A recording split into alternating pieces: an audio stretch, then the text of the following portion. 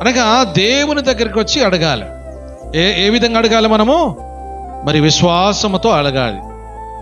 విశ్వాసముతో దేవుని అడగాలి.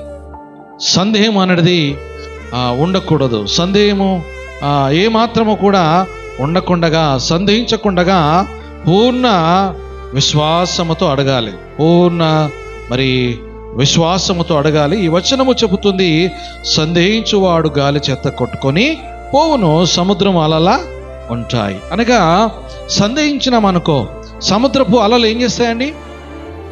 నావ, ఆ పడవ సముద్రం మీద కలిగి ఉన్నప్పుడు ఏం చేస్తుంది తెలుసా? సందేహించువాడు అలల చేత గాలికి కొట్టుకొని పోవునని లేఖనాన్ని మనం చూస్తున్నాం.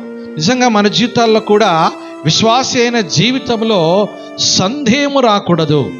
అడగడములో సందేహము రాకూడదు.